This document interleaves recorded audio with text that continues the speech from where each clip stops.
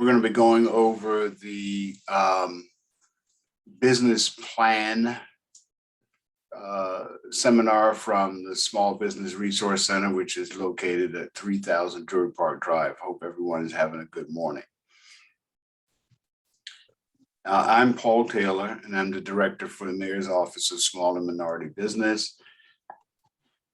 And I also participate on the Mayor's Cabinet. We are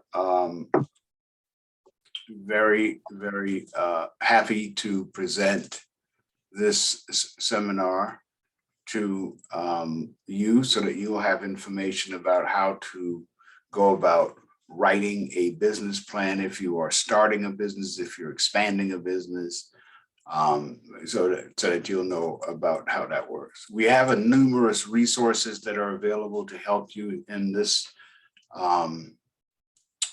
office. We have a library. A lot of the books you see behind me are books that are in our in fact, that is our library. And also we have an online resource called BaltimoreSourceLink.com, BaltimoreSourceLink.com. So that's a place where you can get a lot of information about how to start and operate your small business here in Baltimore. We're going to go over quite a few things today. So and I apologize because when we used to do this in person, it was a lot more interactive, but it's not as interactive here. I don't mind if you have a question as I'm going through this. You can unmute yourself and or raise your hand. If you look at the functions at the bottom, there's a chat box. You can put your questions there in the chat. You can also do other things like raising your hand, and we will recognize you and try to ask your question. I really hope that if you do ask a question, that it is in context of what we're talking about, and not something way off in left field. I will tell you that people who come on late start asking questions that we've already gone over. I'm going to try to help them by just letting them know that they can get that information a little bit later, just so we won't delay everybody else, unless it's something that I think is pertinent and relevant to what we're talking about. So one of the things that I'm going to be going over with you is a series of tools, and these are things that I found to be very useful, and you can learn quite a few very important things to do. One of the things that I recommend people do is to actually use the business canvas. And the business canvas, which you see here in front of you, is a model that you can use to sort of, put a piece of paper up in front of you on the wall somewhere, and just as ideas come and they fit in these categories, you can put them in there. So what's the business canvas? Well, if you go all the way to the right, where it says customer segments, you start asking the question, who are my customers? Who are my best customers? And then once you've identified who are your best customers, and that you say, well, who am I, what is the value that I'm creating for them? So you look at your value proposition. What is the value that I'm creating for them? And then you say, okay, so what is the channel? How do I do that? Through which channels do we reach our customers? Do we do it online? Do we have a store that they come to? Do we go to them? What channels are we using to access our customers? And then you say, well, in doing so, what's the relationship that I have with those customers? What is the relationship that I have with those customers? And relationships, are things that you want to keep and you want to grow. And so, how have you established those relationships? Is it just you have to spend time getting to know them, develop a relationship, or is it really they just come in and they like your product, they saw it and advertised someplace, they liked the product and they came and purchased it? And you have to look at, for instance, how much does it cost me to keep those customers? And then once you've identified those items, the left side of this starts to ask a couple of different questions. what key activities does my value proposition require? How do I distribute those products and services to my customers? What are the customer relationships that we, what key activities are we going to do around customer relationships, around the distribution channel, around the value proposition? What key activities will help us drive the growth in our business in those ways? And then you can also look at your key resources. What key resources do I need to be successful? Or what key resources do I need to enhance my value proposition or my distribution channel or my customer relationships? What about my revenue streams? What value are my customers really willing to pay for? And for what do they currently pay? Because they may already be getting the services from some other resource. And so what are they paying now? What are my pricing tactics? Then you might ask the question, who are some of my key partners? Who are my key suppliers? Which key resources are required from our partners? Which key activities do our partners perform? Just so you know, I didn't mention this earlier, but you are going to get copies of these slides. And so you'll have all of this information that I'm going to mention today, and you'll see how it all works. And then also you want to look at your cost structure. What are the most important costs inherent to our business model? What key resources are most expensive? And which key activities are most expensive? So you want to assess all of those. All of these things are going to help you identify the strengths and weaknesses of your company and how that works. So this is called the Harvard Business Canvas. And if you go to Google and just put in there Harvard Business Canvas, this and other tables like this will pop up. Another tool that I usually talk about is the framework for a business plan, and that is this image of a house. And when you look at this house, you never build a house from the roof down. I say never, but some of these houses are now being prefabbed. But in order to build a sturdy house, you have to build a solid foundation. And so this image that you're seeing here talks about that solid foundation. What are those components of a solid foundation? Your personal goals. Where do you want to be? What are you doing this for? What is the value that you're creating for yourself? So you have to assess your personal goals. And I like looking at personal goals because one of the things that it starts to frame for you is, you're wanting to create value. And so you look at your personal goals. You also look at your personal financial resources. And I say that because for those of you who've already started a business, you know that it is not cheap to start and operate a business. And so by virtue of that, you're going to have to figure out, what resources do you need to have in play or that you need to have in order to be able to access resources to grow your business. You also want to look at your commitment. What is my commitment to this business? What is my commitment to this business? Am I committed to growth and development? What is my capability? Do I have the capability to manage this business, to pay the bills, to pay a loan back? There's all of these things will revolve around your capability. In addition to that, all of this will revolve around your character. You will go, a self-starter. Are you somebody who is motivated to succeed in this business?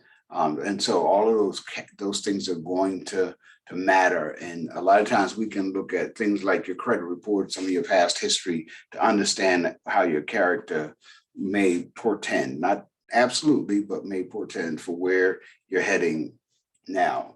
And then, we also have to look at contingency planning, and more than us, Well, the banks look at contingency planning because they say, I need collateral, right, to pay this back if you're unable to pay or the business goes south. But other than that, you also need to say, look, if something changes in the market, and COVID taught us all of that, if something changes in the market, what do I have to do to now keep my business going, or to grow, or to pivot to another aspect of the business and grow that business? So you will have to ask those questions of yourselves. So that's the foundation, and answering those questions and really having a good foothold on where you're going with some of those questions is really going to help you on the next level, which is essentially the first floor of the business. Now you've got a stable foundation. You know where you're heading. You've got some planning in place. Now you start to look at, okay, the market planning. What products am I going to have, or services am I going to have? And a couple of questions that you may ask of that product is it desirable, right? Does somebody need or want this product? And so you have to look at your business like that. Is this business viable? And a business plan begins to ask that question, to answer that question about viability. And then is this feasible? Can I actually get this product, sell this product at a profit, and repeat, rinse and repeat, right? To go over and over, do this again, over and over again. So you have to make sure that you're able to do that. You also have to look at your distribution channel. How am I going to get this product? This is sort of a repeat of some of the things that we said earlier in the other model. How am I going to distribute this product to my customer, right? And so you identify your customer. Then you have to say, well, who is my customer? Who's my customer? Where are they? What do I know about my customers? And we're going to talk a little bit more about that in this whole business planning series. There's also, you have to identify, what industry am I in? What is actually this industry? Am I in transportation? Am I in health? Am I in education? Am I in manufacturing? What industry am I in? And then you have to look at your competition. Who else is in this industry? Who else is doing well? And why are they doing well? Because those questions are going to help frame for you the opportunities for you to grow your companies, either by imitating them or do something better than they're doing. Once you have gotten sort of that first rung of the first floor done, then you have to look at your position in the marketplace. Are you a small player in a very big market, or are you a growing, emerging business in a relatively small market? You really want to identify where you are, what's your position in this market. Yeah, and that's going to also lead to the kind of marketing you're going to do, because if you're competing in a market where there's a whole bunch of other people doing the same thing, you're going to have to think about packaging and images, your image that will set you apart from all of those other competitors, right? And so you really want to address that. The other thing that you want to address here is, how am I going to promote it? What kinds of strategies am I going to use to promote my packages? I've spent all this money on a fancy design. I spent all this money on a website. How am I going to promote it? How am I going to draw people's attention to my business? And then, you have to think about pricing. Now that you have this product, you're ready to sell. How do you price it? And how do you price it so that you will be competitive, but also profitable? Because you can't lose money doing this. So you have to really think about your pricing. And then what kinds of selling techniques are you going to do? Are you going to have to sell the product yourself? Or are you going to have a broker selling it? How are you going to sell that product? So that's all about the first floor. And what I usually tell people in this case is that this is you working in the business. You're in there every day doing the grind, right? And then at some point in the daytime, or if you've lucky enough to get some employees, you're going to have to sit back and start managing this business. And so you're going to be working on the business. You're working on your cash flow, right? You have to plan and map out your cash flow. You also have to map out your operation. Where you're going to run this company out of? How much is that going to cost? Do you have a building that is registered and zoned for that type of service? All of those things are going to matter. And once you've done that, you really have to think about the higher level of the thinking about this business is your capacity to grow and your capacity to manage this business through the process. So what this series teaches is that you can dream the idea, you can plan it, you can start it, and you can grow it. And this series can help you go through that. Just looking at this map or this house of the different things that you need to pay attention to as you think about starting and operating this business. So a plan will help you with a couple of things. It will help you take all of those ideas that you have running around in your head, just mulling around in your head. You take all of that information and you dump it in a well-organized way on paper. And it has to be a clear and convincing. A lot of times, if you're planning ahead, you are going to sometimes avoid mistakes. Some mistakes you may not avoid, but there are many common mistakes that you might avoid by actually doing a business plan. And what a business plan will also do is help you keep focused on some of the key points that are going to be germane to growth in this business. So planning is really your success map. It's really the in the business world, you need a plan. You need a plan to help you guide your thinking, guide your mindset, and also to be able to work with their collaborators, the people that are working with you, your banker, your lawyer, your accountant, all of those things. People will, the plan fits in. Once you've identified what you're going to be doing, this is something that they can look at and say, you know what, we agree with your plan. We'll finance you, or we think that you need this kind of accounting system in order to make this work. And so that's the purpose of it. So a lot of times people write a business plan because they're starting a business, or they're buying an existing business, or they're financing or refinancing their business, and they're actually going out to raise debt or equity. Sometimes they go out to the equity markets.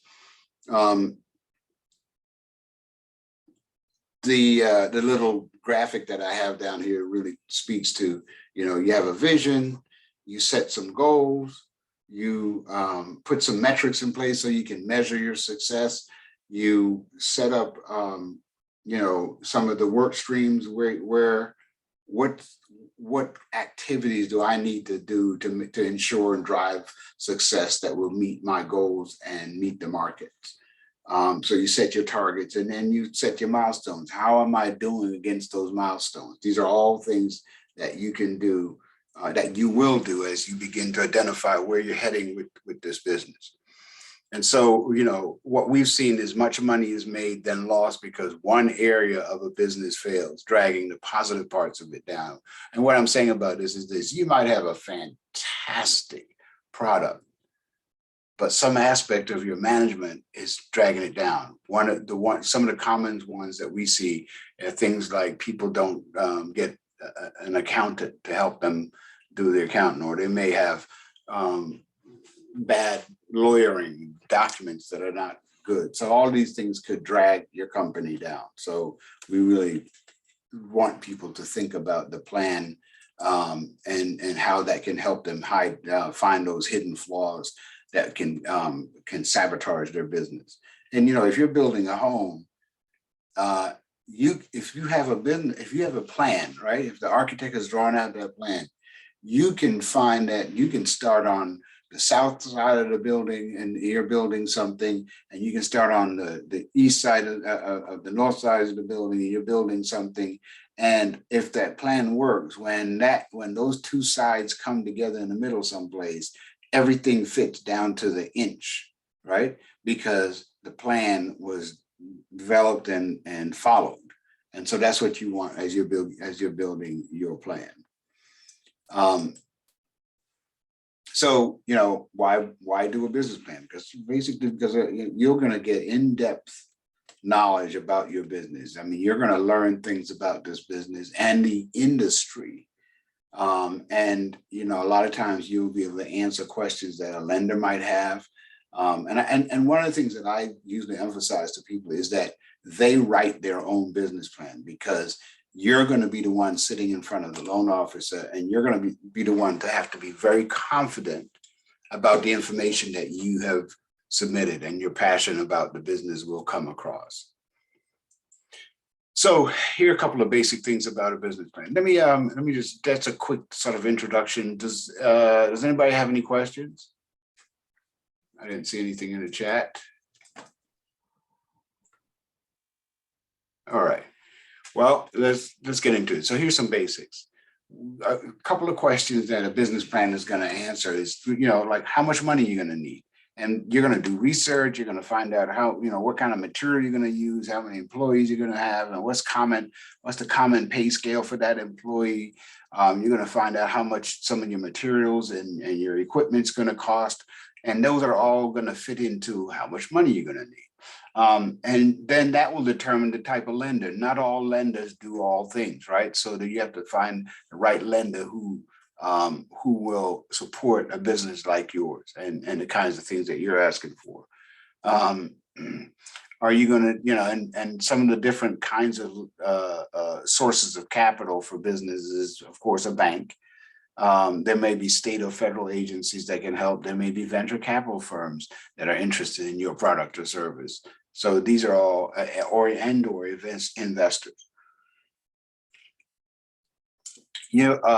All lenders don't lend the same amount. So there may be a lender's minimum and a maximum loan size. That's, again, a question that you may want to ask. I was in a seminar yesterday evening, and that question came up because people want to know, well, if I need, $300,000 and you can only do 50, I need to find somebody else. So you want to know what the limits that bank in terms of their minimum and maximum loan sizes.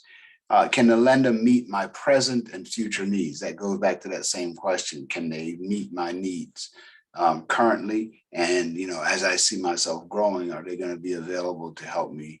And the reason why you want somebody who can help you is because they, if you've had a somewhat long-term relationship with them, they're going to know you. They're going to know about your business. They're going to see the deposits that you're making in that business, and the kinds of things that's going on. So that will help them to make a decision about your business, because you are a known entity to them.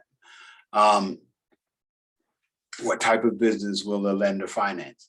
Again, not all lenders will finance any kind of business. There's some lenders who won't finance, liquor stores or restaurants, because of the market. So you need to know what that is. What collateral does that lender accept? So most lenders are going to want to accept something called appreciating assets, right? And that means that assets that are gaining in value. And the reason why they want to do that is because if they have a loan from you to you, and for some reason that that product or your business goes south, they want to know that there's enough collateral to pay off your existing loan. So they're going to want to know that. Some more basics. Typically, there are about 5 credit C's. They call it the C's rule. Here are a few more than the 5. So one, the banks usually look for good credit, right? That means you pay your bills on time. And good credit is anywhere between 630 and 850. They'd like you to be in the 7s, but if you're at 630 and you can explain what's going on, there's a bankruptcy, or there's there was a divorce, or somebody got sick in the family, any of those kinds of things will help your story in terms of why your credit is not pristine. It's not 7 and 8s. The other credit item is your capacity, your ability to pay. Do you, based on your business plan, have the ability to repay this loan? And banks going to want to know that, because that's going to help drive the decision again that they're going to make. How much money do you have going into this business? Are you willing to risk any of your own money going into the business? They're going to want to know that, because that, it's like, well, if we're not going to give you 100%, we're going to get the other 30% from. So they want to know those kinds of things. They also want to know that you're willing to put some of your own money into the business. You're willing to risk some of your own assets to make this work. They're going to want to know about collateral, what assets that you have to secure a loan. They're also going to want to know about your character. Who are you? I want to know more about you as a person. What motivates you? What drives you? Why do you think this is a good business opportunity for you? So they're going to want to know about your character. They're also going to want to know about the conditions in the economy, for instance.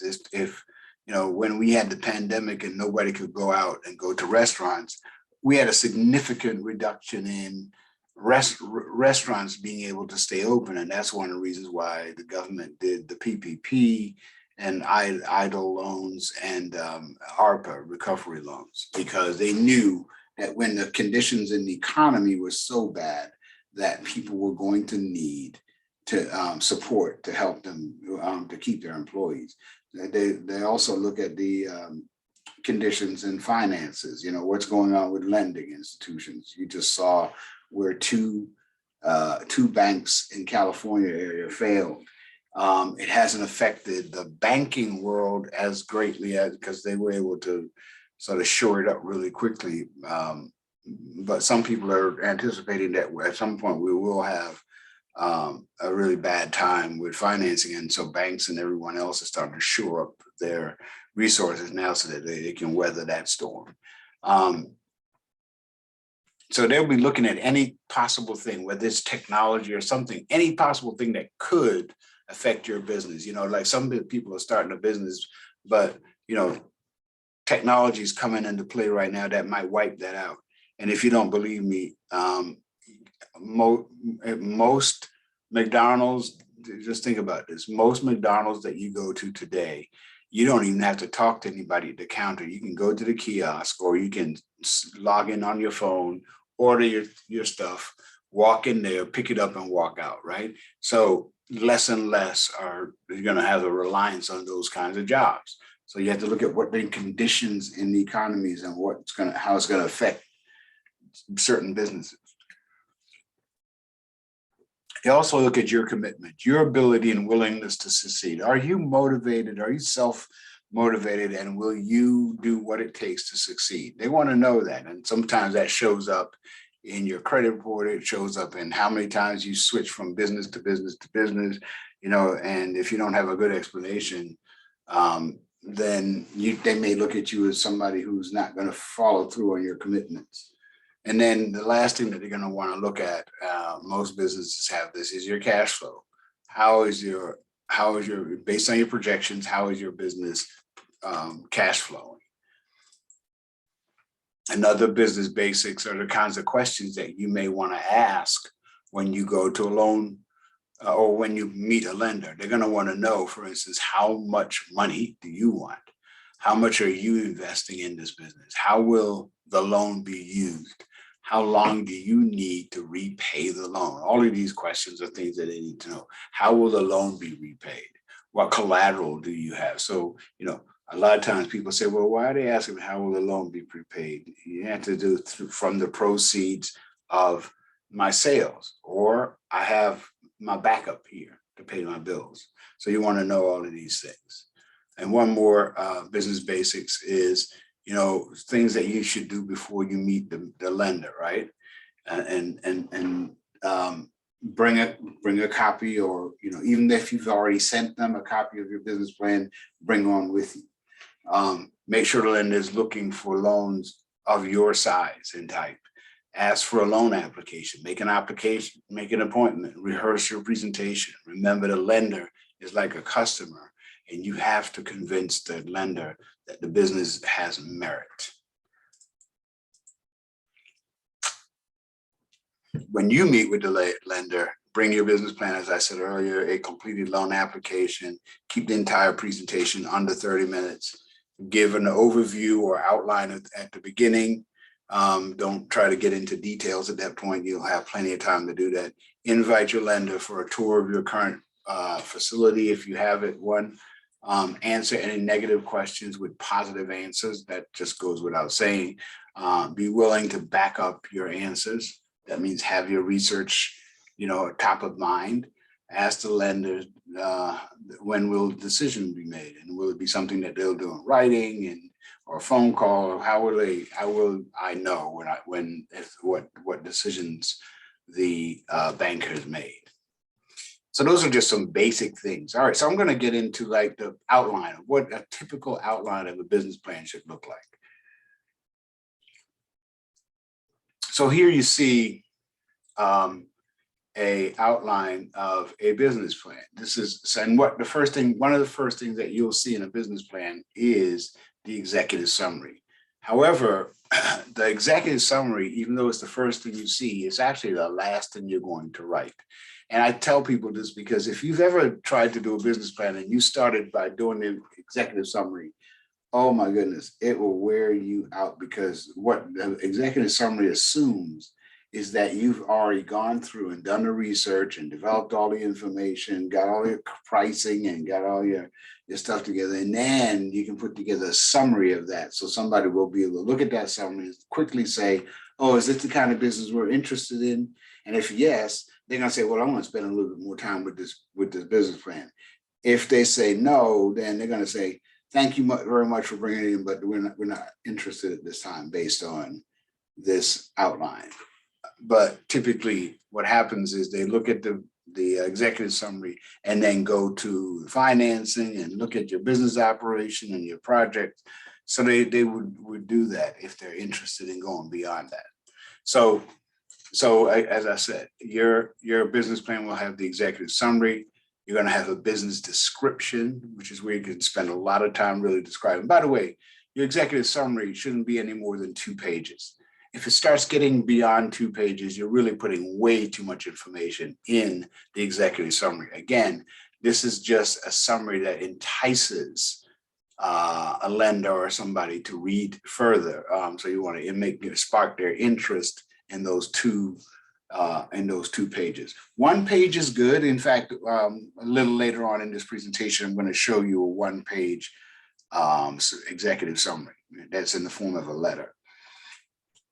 Next item is your business description, right? And that's where you're going to spend most of your time really kind of describing the business, describing the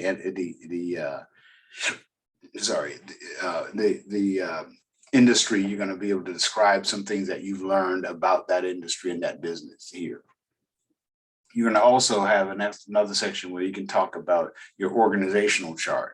Who are your managers going to be? How many departments will you have? Who are your employees going to be? And what's their roles and responsibilities in this business?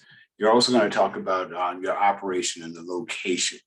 Why if the operation is someplace in a retail district, so why is it important to be here? It's close to my customers. I got 1,000 customers walking past every hour. What is it that's good about that location, and talk about the operation. You're going to also talk about your marketing, what you're doing to market to those folk.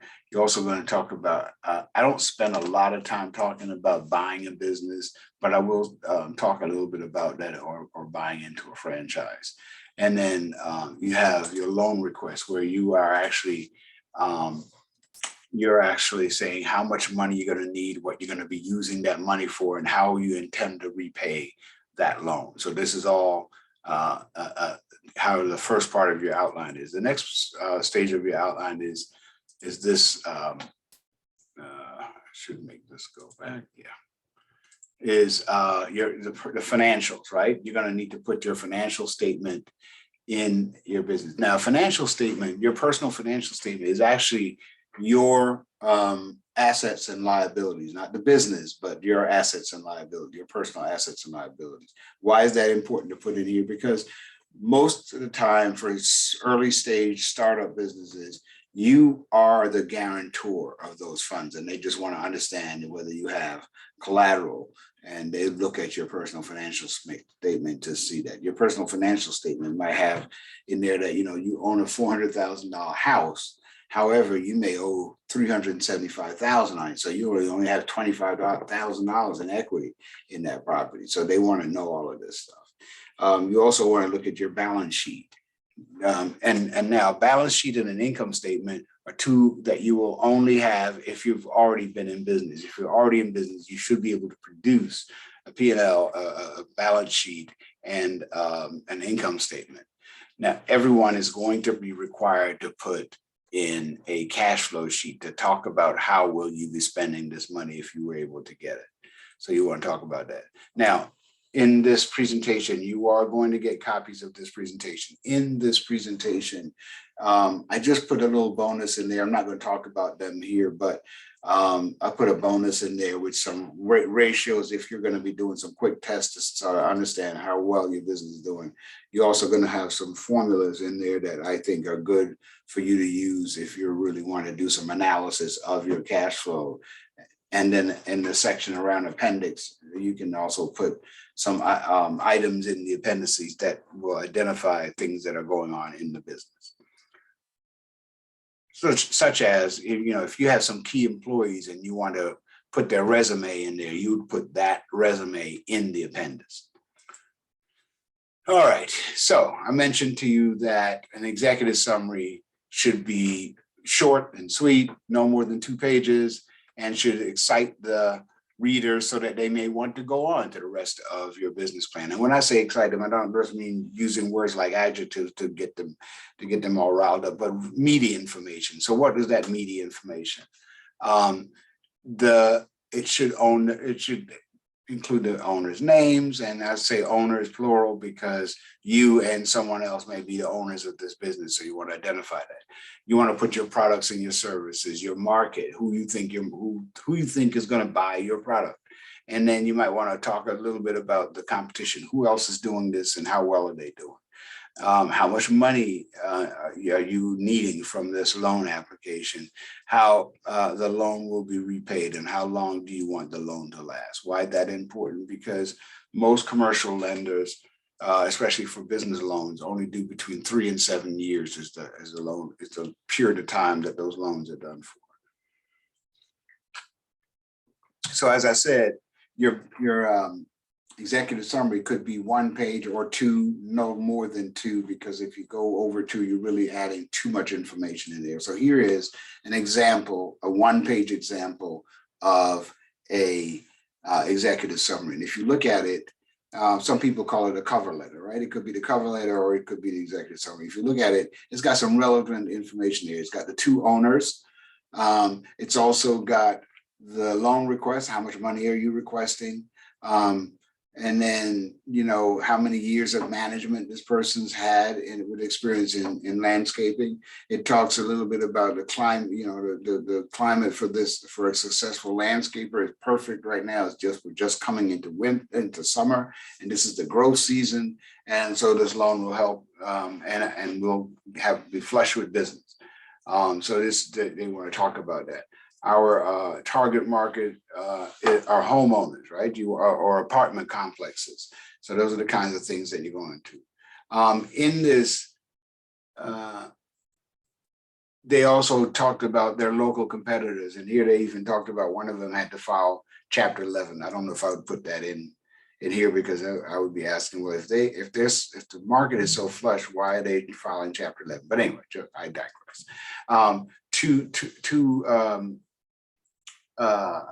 It talks a little bit about them being family-owned business. So these are the kind of things that you would want to talk about who the competition is. If you notice, these are very short paragraphs, no long, drawn-out stories, just short paragraphs.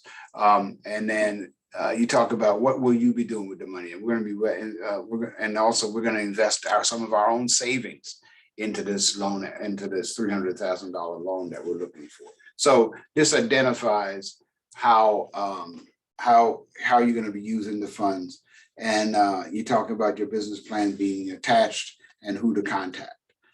So this is a 1-page executive summary that gives a lot of information. And you, again, you are going to get a copy of this. So you will have this information here. Yes, Jackie, we can do that. Yeah, so the next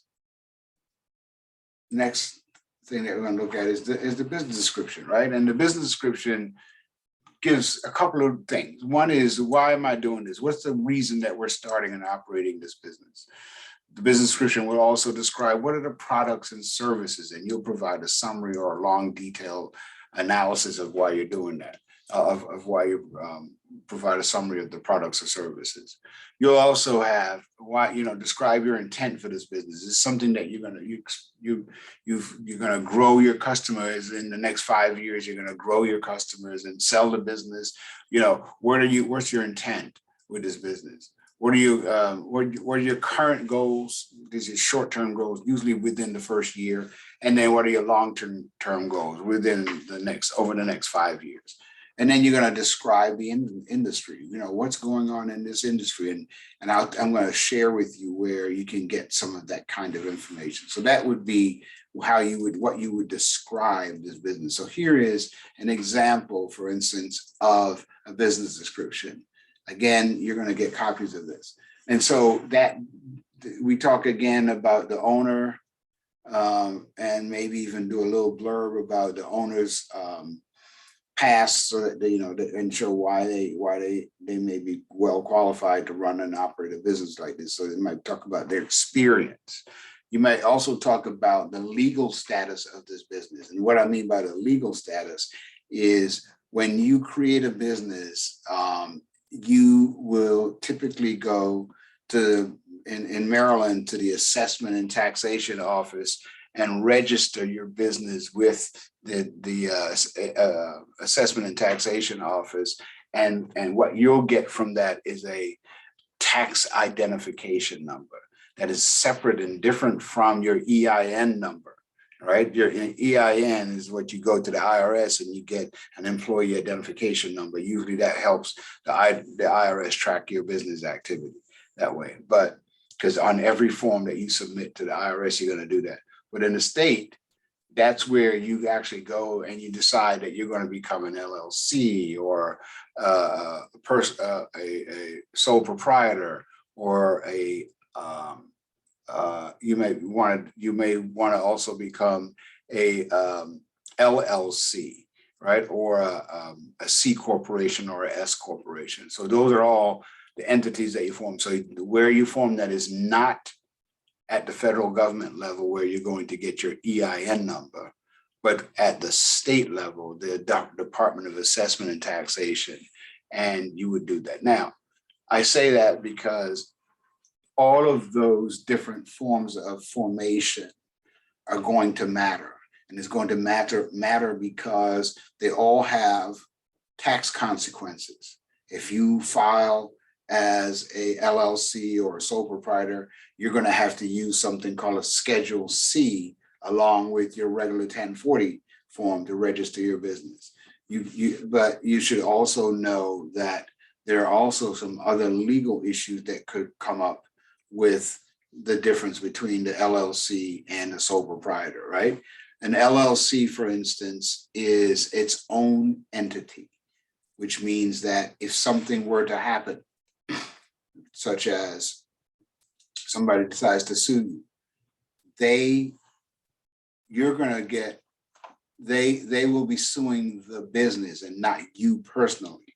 So it limits your liability and your ability to get sued. However, there are some people who become what's called a sole proprietor. They don't have to do anything. They just, at the end of the year, they file a Schedule C along with their regular 1040.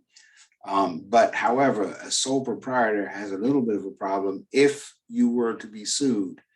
Since you and the company are one, and there's no separation, which is what a LLC gives you, that sole proprietor could be sued, and they can go, and the plaintiff can go after their assets. That means that they can sue you and go after your personal assets because the assets of the business are not contained in a tool like an entity like an LLC or C corporation or S corporation. So just understand that the beginning of that protection starts at a sole proprietor. I'm sorry, starts at a LLC, limited liability company. So there are legal and tax consequences associated with how you're formed. Now, this is where a lot of people will ask me a question. They'll say, hey, well, if I started as a C corporation, but realized that was way more than I needed, can I then go back and create a LLC? Absolutely. You can change them. It will cost money, but you can go and change them. Sorry about that. I think I went a little too far. Yes. All right. So the next thing is, you may want to talk about the purpose. Why am I doing this? And the purpose might simply be that you were doing some work in the industry and you saw there was a business opportunity because you thought that you could do something a little bit better. You might talk about your purpose, why you're starting that business. You may also want to talk about the status. Is this a new startup? Is this an existing business? Are you acquiring an existing business? You may want to talk a little bit about that also. In this plan, you may also want to talk about the business type. What is the status of what type of business is it? Is this a service business? Is this a manufacturer? Is this a distributor business? You want to talk about the status of your the service, the type of business that you are. And then you may also want to talk a little bit about the products and the services that you're going to offer. What products, if you're a graphic designer, you want to talk about your design service and your design experience and your design philosophy. Maybe you've come up with some completely new concept. So you want to talk about that. And then your reason for starting or buying or expanding this business. You want to talk a little bit about that also. To continue the business description, here you may talk about your current goals. In the short term, we want to reach profitability by in the 8th month or the first year. We want to reach profitability, and then you might talk about your long-term goals is to acquire 100,000 or 10,000 new clients. Whatever the goal is that you're trying to achieve in this business. So there are a couple of things you can do. This next section is talking a little bit about the industry, right? And what you want to know about the industry is things like, how large is this industry? How many dollars and cents flow through this industry on an annual basis? Who are some of the big dominant players in this industry? You want to talk a little bit about that. You may want to talk about, some of the practices that the industry players are using to grow their business, and how you might employ some of these tactics also. And you might say, well, where would I get that kind of information? Well, there are a couple of things. One is most industries have a newsletter or they have a trade organization. You should be able to look up those trade organizations and find out who they are, what's going on in the industry. That's where, by the way, you'll get some really, really up-to-date information. What I mean by up-to-date information, real-time up-to-date information on those newsletters. So you want to know that. But there are also some research firms that do research on a regular basis in industry research. I'm going to give you something called a NAICS code, North American Industrial Classification System, NAICS, North American Industrial Classification System. And the reason why I told you that is because that is a 5-digit number that is associated with your industry, and it's across industries in the United States. You want to know what your industry is. And so you say, well, how would I find that out? You could go to Google, put in NTICS, just in the Google search box, just put in NAICS, and it will come up and you'll see a keyword search. You're able to put in a keyword about your industry. For instance, if you're doing ceramics, you could put in ceramics manufacturing or ceramics, and you'll see a description of all kinds of ceramics companies. And then you'll look for which one best fits what I'm going to be doing, and not companies, but industries, and which one best fits what I'm going to be doing. Some of them could be ceramics that are used in electrical fixtures. Some of them could be ceramics that are used for artistic design work or making vases or whatever. So you could find out which one best fits your type of product or service. And then that's probably going to be your 5-digit number that you would want to use in the future when you talk about your industry. Now, why am I saying that's important? I'm saying it's important because in addition to doing that, you're going to be able to find information about your company if you looked up your company in some of the research information that I'm going to tell you about. One of those entities that do this kind of research, even though you have to pay for it, but that do this kind of research is Dun & Bradstreet, right? Dun & Bradstreet does research about industry, and they identify very relevant information. They will identify, how much dollars and cents go through that industry. Who are some of the big players in that industry? What are some of the challenges that industry is facing? Is this a good time in terms of the economy for growth in that industry? So they're going to identify some really, really good factors that you should know, and you'll have a way of putting that information in your business plan. Standard & Poor does the same thing. Hoover's, who was purchased by Dun & Bradstreet, they of course do the same thing. But in addition to that, if you are a library card holder for the Enoch Pratt Library here in Maryland, you can actually go online to the library with your card, your library card, and actually get some of that research information that is there. You can, of course, go down to the central library, usually it's a central library, and get that information also, because they buy some of these subscriptions that I'm talking about, where you'll be able to go in and look up your NAICS code, your business by its NAICS code, and you'll see all kinds of fantastic information about your industry. In addition to that, we have on our BaltimoreSourceLink.com website, we have something called Size Up. If you clicked on Size Up, you can put your industry information in there, the region that you're operating from. We only have it for Baltimore. So you can put the region where you're operating from, and it will give you all kinds of information, like how does your business compare to other business similar to yours in that region. It can also describe how in dollars, how big are you, in employees, how big is, how do you rate in terms of going on. So there's lots and lots of information. There are some of the hot spots where your business is doing well in Baltimore. It will be shown on a map, and so you can identify where you're going to do it. Your customer base, who your customers typically are, that will be shown on a map, so you can actually target your customers in those communities where this is being shown. So Baltimore Size Up is an incredible tool that can be used to really identify things that you're trying to do in your business. So these are just some things that, as you write the business plan and you start putting industry information in there, this is some tools and resources that you can get that information from. In addition, you may want to identify who are some of your players that are working with you as you begin to build your business. And we all know you're going to need an accountant, right? So you might have an accountant. You may want to list your attorney here. You may want to list your banker if you have a banker. You might want to list your insurance agent if you have an insurance agent.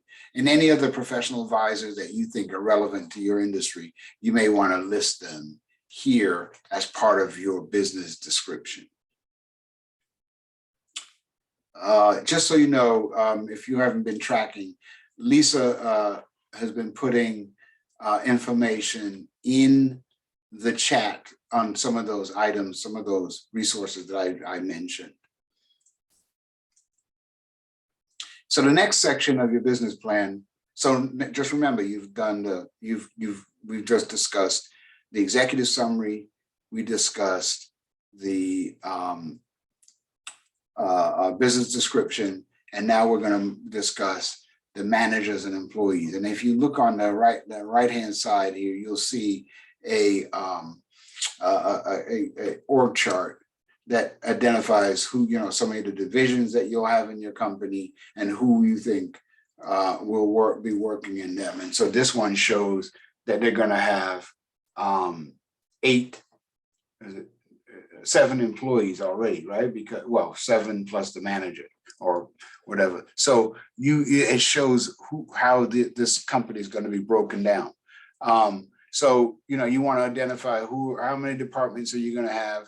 Who are your managers that's going to help lead those departments? What are their functions? And if you do want to put somebody's resume in the business plan, you wouldn't put it here, but you might allude to it being in the appendix that we talked about earlier.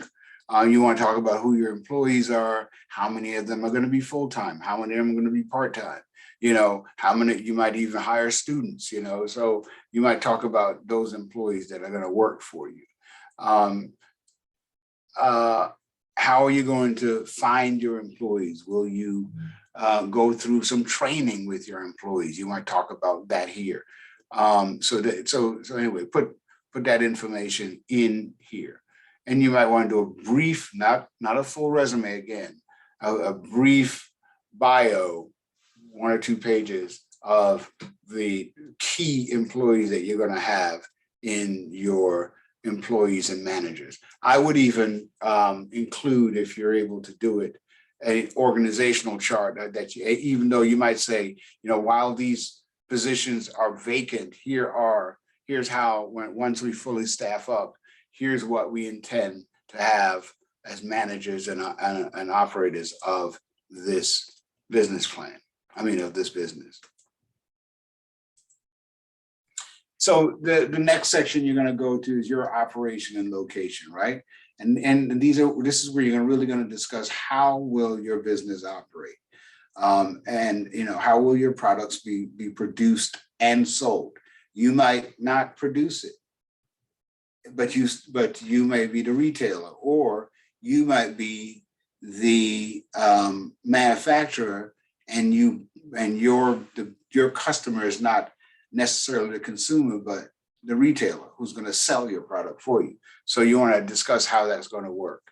What months, days, and hours will your business be open?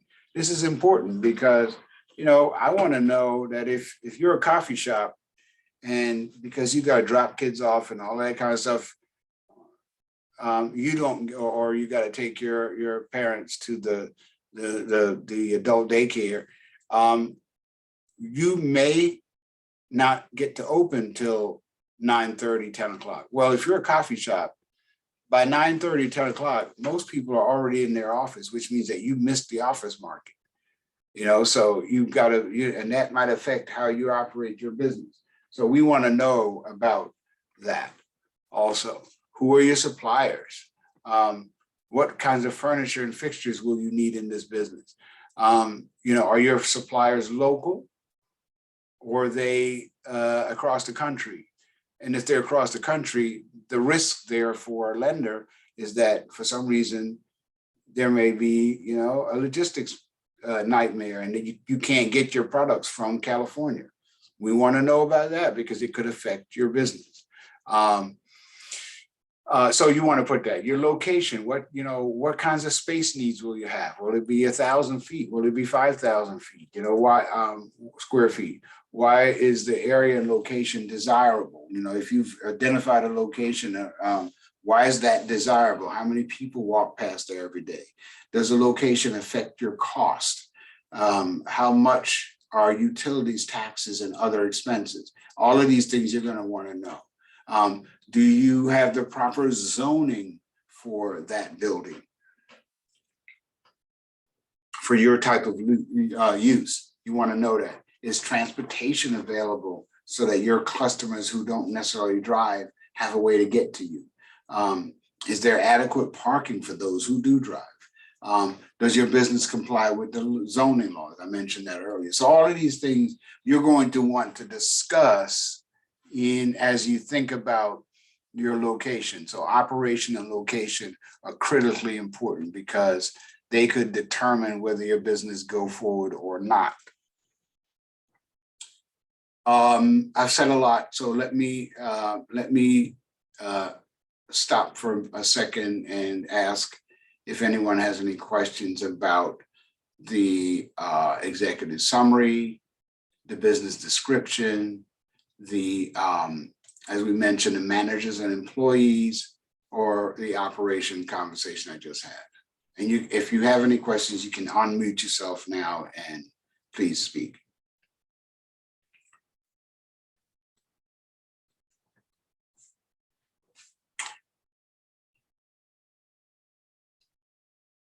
Oh, well, I'm hearing no questions. So maybe people are getting what I'm talking about.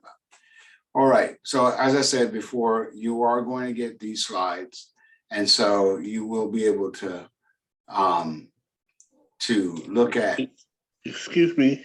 Yes, Jeffrey. Yes. How do I outsource? I'm sorry, what? Simply, how do I outsource? How do you outsource? Yeah, like I need to supply something, or I need a company to do something else. How would I do that? What kind of business do you have? Transportation. Or what? Okay. Sure. So that's a great question. So let's say that you've got a customer and you're doing a regular route with that customer where you're doing some transportation or you're bringing some products to them. And all of a sudden somebody asked you, hey, can you take this to this other location? And let's just say that's going to interfere with your regular route. And you say, well, yes, I can. And then what you would need to do is find out if there is someone within in your location or in their location that would be willing to go and pick it up on your behalf. Now that person would be actually working for you because they're going to pick it up that your customer asked you to produce a product. You said yes. And then you would find somebody who is reliable and could provide that service because you don't want to damage your own reputation that provide that service. And then you may outsource that opportunity to them. Now, what typically will happen is you want to structure a payment schedule, a contractual relationship with that entity that you're going to outsource it to so that they will know that you're going to pay them for the services that they're going to provide, they're going to provide on your behalf. Okay. I have a question. Yes, Jackie. How are you today? Good. Great. So we just recently opened. I have a 3.1 low intensity recovery program, and I wanted to know, how do I bridge the gap? I do offer something different than most programs do offer. We are trying to bring about a change in a different manner to Baltimore City, but I need to know, and I want to know because I've sent emails, I've reached out to the mayor's office. I don't get a full response. Am I reaching out to the wrong department? How do I bridge that gap to make Ray of Hope Phase program a service known to Baltimore City and its constituents? So Jackie, one of the things that I would have to ask is, what agency are you actually doing the work for? An agency? Like, for instance, when you get paid, do you get paid by an agency, or you're getting paid by the individuals coming to see you? So I'm the founder of Ray of Hope Phase program, and currently we're receiving monies from the state. The state of Maryland? Yes, sir. Okay, so when you go to the state of Maryland, because you got to remember these recovery programs, they're very structured, right? And the reimbursement rates to the city or to the state from the federal government are very structured and they're limited. So what you need to find out is what are the regulations that affect that program, and is there any wiggle room that you would be able to then go after this change that you're trying to institute. Let's say that, your program requires different use of medicines or different use of counseling, or maybe no medicines, but all counseling, and you found a successful methodology and you can prove that your method works, then you'd want to present that to that agency, that state agency, and see if their regulations will allow for payment for that therapy. Yeah. And so now I will tell you that, so a lot of times people come up with a great idea, they think it's fantastic, but the agencies have no authority and no way to be able to reimburse you for those services. And so usually that ends up that you don't have a way to really expand that business. Right. I think we're speaking of two different things. We're COF accredited, and the guidelines in which the question in which I'm asking is, I want to bridge the gap. I just don't know who would be the contact person. Okay, but you have to help me. I don't know what bridge the gap means. What does that when I say bridge the gap, like partnership, collaborating with some persons in the city. I know the mayor has this new funding for substance abuse, Right. and he also has a funding. So let me say this. We'll probably need to do a different counseling session, because that sounds like it's going to be a lot more detailed. Yes, it is. And it's taking us away from what I'm talking about here, which is the business plan. Okay, great. So is there any way possible in the chat you could put your email address that way I could, or contact information, and I can reach you directly? Sure, and the same information that you got when you did the registration is, you can reach us there, or you can, Lisa will put the phone number in the chat, and that way you're able to call us and we can schedule a time. Sounds like a plan. I appreciate you so much. Okay. All right. Any other questions? Okay, so we just finished talking about operations and location, right? So the next thing we're going to talk a little bit about is the marketing. And marketing is defined as that activity of presenting product or service to a customer or potential customer, which makes them eager to buy your service or your thing. So essentially, in today's crowded marketplace, there's lots and lots of competition. I mean, there are people doing the same thing that you're doing, and now you're competing not only in your local market, but you're competing all over the world, because with the internet, people can get to everything. So you're going to have to make sure that your product or service stands out and is demonstrated to provide a service that others are not. So you want to make sure that you can promote that to your audience so that they will see you and recognize that there's value in using you. So what is, so all of the hard work that you've done to set up this company, manage all the assets, drive this company to success, the one thing that gets people to know about it is, of course, marketing. And one of the benefits of your product is something that you want to share with them. You also want to share your research and development. Will they need it? And if so, let them know why they're going to need it. And your research tells them who the typical customer is. Are there any licensing requirements or restrictions and regulatory issues for this product or service? What are the legal issues? Are there any patents or copyrights or trademarks that need to be addressed with this product or service? So you want to really understand that. You also want to make sure that you've priced it right, and you want to price your services or your products right so that you can, one, pay for the product and service, pay for all of it, take the operation, the back end operation of your business, and to be profitable so that you can keep doing this.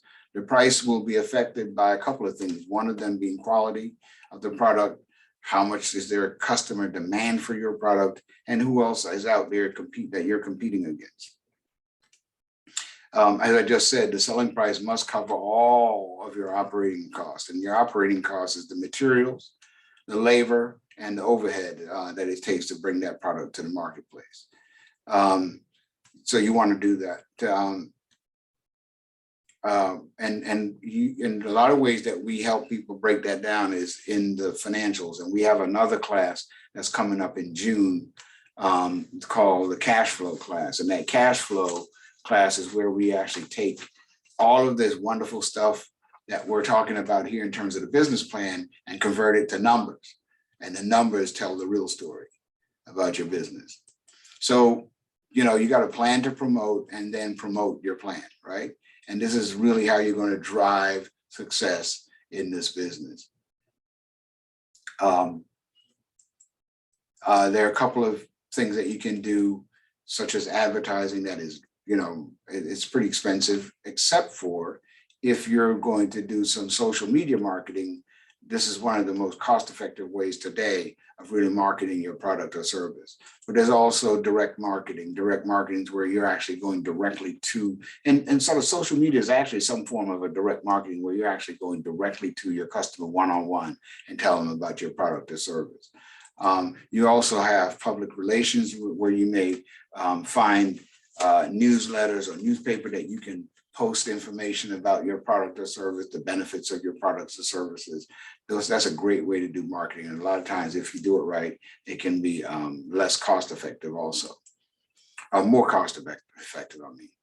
You can also do promotion and sales, you know, like, you know, you can have pens or cups or all these things with your name and information. It starts to get a little expensive, but that's some of the things that you can do to promote your product or service. Trade shows are also a great way to talk to industry people about your product or service, and also, if it's open to the public, have the public come and visit your show. There are lots of them around. If you know, there are lots of communities that are doing product trade shows that where you can go and set up a table. You might have to pay a small fee, but you can set up a table, and especially if they're really doing a great job advertising and marketing it, then you know there are lots of people for that day are going to come by there. For instance, believe it or not, they have a farmers market over at Druid Hill Park. And in that farmers market, there are farmers that come from all over the place and bring fresh fruits and vegetables and other products to the market. So those farmers get to sell their products right there at the farmers market at Druid Hill Park. So you get a product, you've done the wonderful flyer and advertising your product, and now you find out that in your industry, typically, you're not the one who actually sells the product. Your product is actually sold by a broker. And a great illustration of that is we had a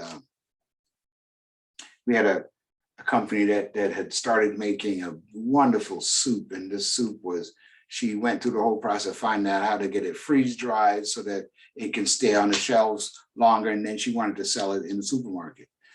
And she went directly to the supermarket managers and was asking them, can I put my product in your store? And they said, well, we don't do it like that. That's not how it works. And what she subsequently learned is that she had to take her product to a broker, and the broker was the one that would represent her to that chain of markets to be able to sell that product. So you have to understand what is the process of selling my product in retail. So anyway, that's something that's very important to learn about. And then what you have to also remember is that once you engage a broker, your pricing has to make sure that you can accommodate that broker, because it's going to cost more, right? Because now you got another person to pay in the middle of that process. So your pricing needs to be able to reflect that. One of the most important aspects of marketing is not all of the pretty pictures and the fancy flyers and the trade shows that you're paying all this money to go to, but it's really having a clear understanding of who your customers are. Who is my customer? And it's crucial to figure out that customer, because the whole world is not your customer. Your customer is a very unique demographic. And you should know a lot about that demographic. And people say, well, how would I know that? Well, it's a lot of times that trade information and that information I mentioned earlier is where you can find out information about that demographic and who is your target market, your product or service to. So you're in your business plan, this section is where you're going to write about your target audience? Who is the customer that you're going after? What is their typical age? What, you know, are they typically married or have children, and do they have a dog? And, you know, are they living in typically are they homeowners? All of these things are going to matter because it tells a story about who you believe your customer is, and how you're going to get to them and sell them the product, and why would they need your product or services. So really identifying that target market is critically important. You can also ask, you know, where are my customers? Are my customers local in terms of being in the neighborhood or in the region? Are they national, you know, across the whole entire United States? Or are they international? Is there a particular market in some country that is your target market? What's the size of your target market? Is it, you know, is it 1,000 people? Is it 10,000 people? And, you know, you need to know that kind of information. And somebody say, well, how would I know that? Well, when you start drilling down and getting the demographic profile of your customer, it's going to get easier and easier to figure out how many of those kinds of people are around and available to you for you to potentially sell your product to. And then you want to say to yourself, well, you know, how is my product that I'm producing here going to be used? Is it going to be used daily, weekly, monthly? Is there a peak season for the use of my product? And you can identify all of those things as ways to really understand the volume of activity that you're going to need to be able to support your market. If you're as I mentioned earlier, if you're targeting customers, what are the demographic similarities? Think about age, income, gender, education, type of residence, marital status, profession, lifestyle, hobbies, or size of their household. All of these are important demographic profiles to have and understand about your target market.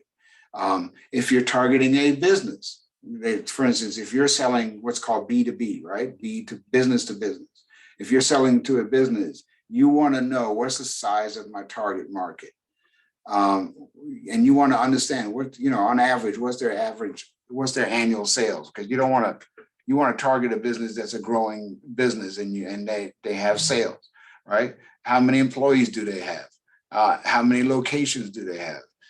Be sure to identify the decision makers in that business. For example, if you're sending a letter to a physician and the physician is typically are not the ones who are going to see that piece of mail, that, right, is probably going to be a manager or somebody opening the mail at the front desk. So you want to make sure that you can speak to their needs so that they can move that message along to the person who you think is going to be able to make a final decision. But you have to really speak to the need of the person who's going to be opening, because otherwise it goes to the trash can before it ever gets to the managers. People don't really think about this much, but now that you've gotten a customer, now what? What are you going to do with that customer? For instance, how are they going to get your product? Are they coming to you? Are you going to them? Are you sending it through FedEx? How are they going to get your product or service, right? How will that material be handled?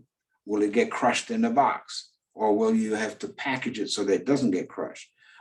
Will you accept credit cards? And again, it hasn't been easier than it is now using Square and all the other things to be able to, or PayPal, to be able to have customers pay for your products online. What are going to be the cost of that? You're going to have fees involved with some of those kinds of transactions. Will you be able to account for those fees in your pricing? Who will help customers if they need additional information about your product or service? Will it be you? Will it be the manufacturer? Will it be somebody else? You need to have all of these things thought out. In fact, you also have to think about if for whatever reason, let's say that you're doing an online business, if for some reason they have to get the product, you have to get to return the product. How do you accept returns? You know, all of these things have to be thought about. Will you allow customers to pay you at a later date, which is, you know, called a receivable? You know, they get the product and then they pay you later. or you don't ship the product till they pay, or it's at least PayPal will notify you that it's been paid. So you need to understand all of those things. The next item you may have is that you may have a website.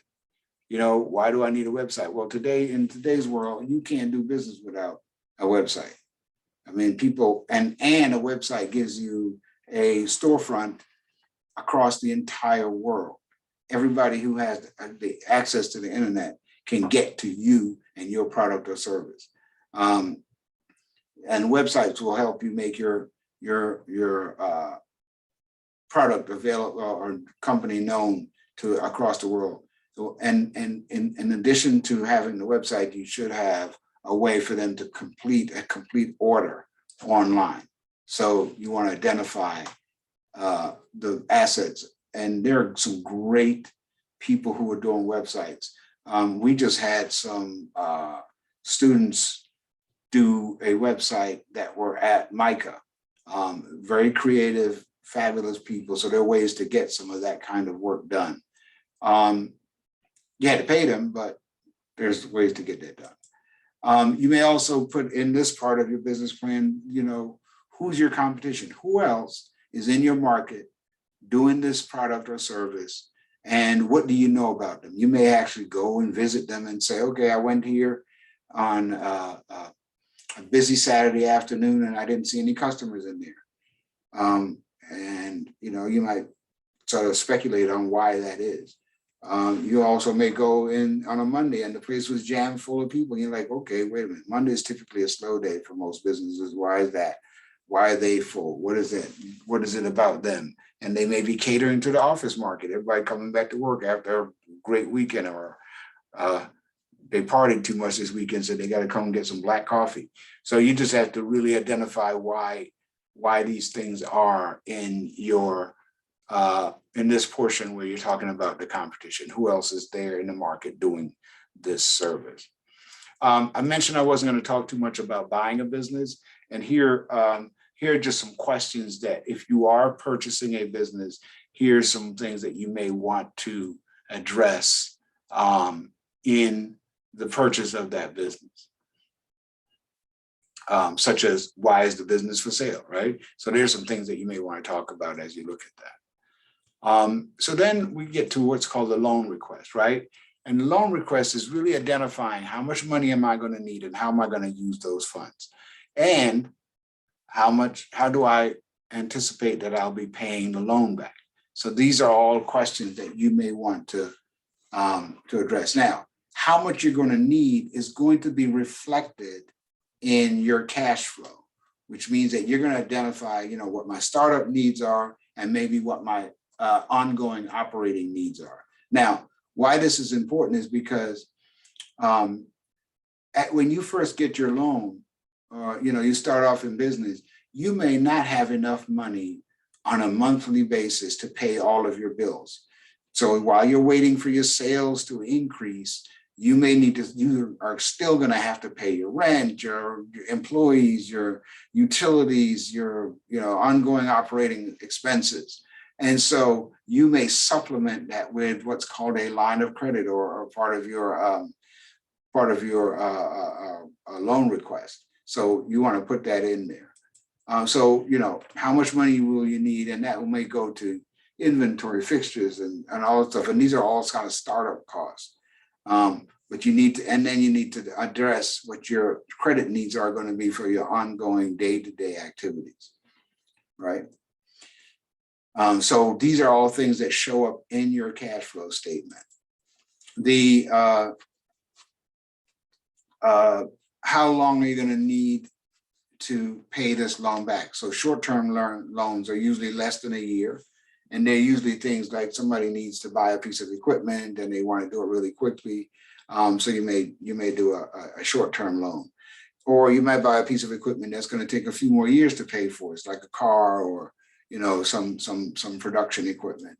And so and if it has the right kind of collateral, maybe 1 to 10 years that will be paid. Now, if you're paying for a building, which is real estate, and you're gonna have to go out and get a mortgage for that commercial building, then that loan may be 10 or 30, up to 30 years. So all of those things are the different kinds of requests that you would be making.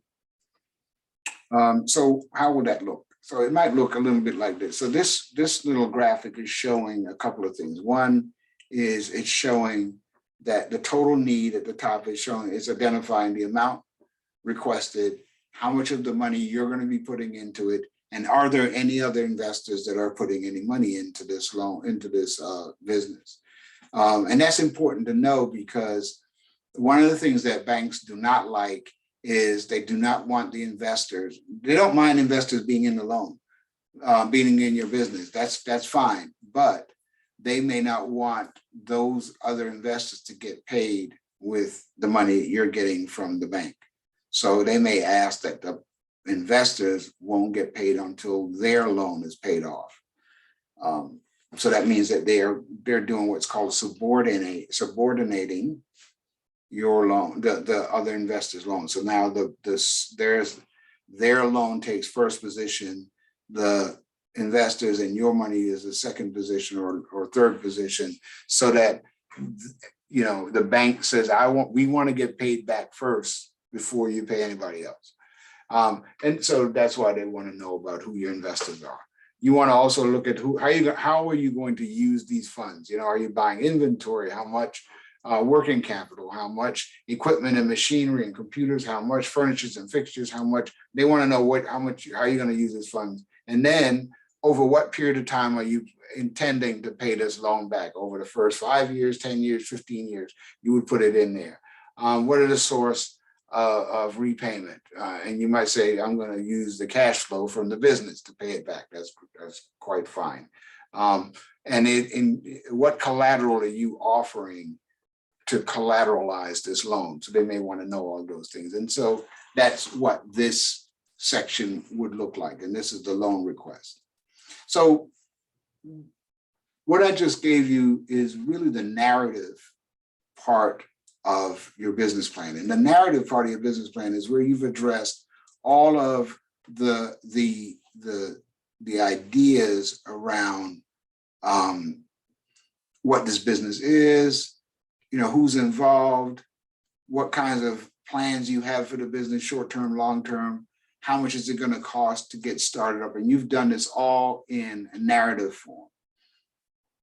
The next section of your business plan is where you have a chance to identify the financials, right? And the financials are, and before I jump to financials, let me ask, are there any questions about the information that we have talked about so far?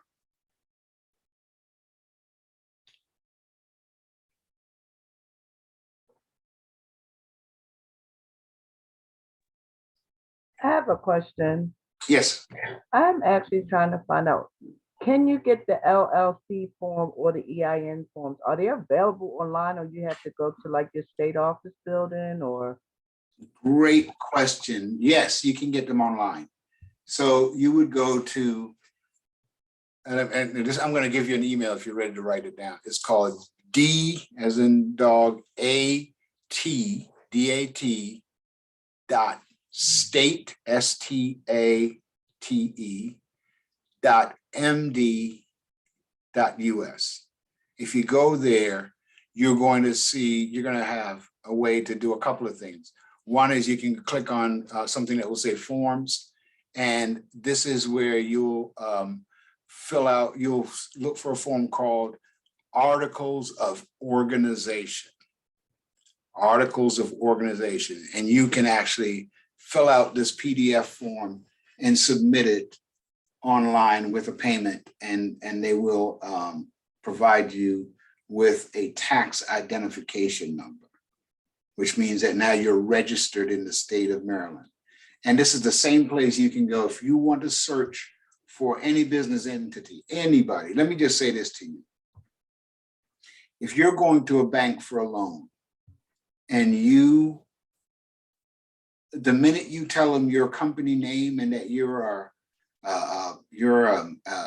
registered in the state of Maryland, they're going to look it up.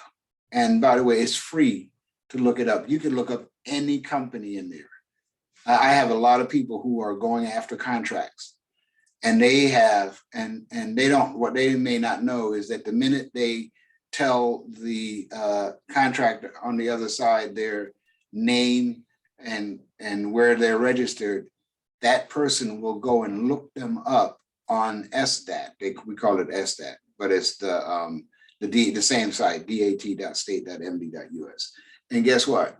They will see your current status, whether you're in good standing, which means that you've paid your current personal property tax, or if you are not in good standing, or if you have forfeited your certification, your tax identification, your trade identification.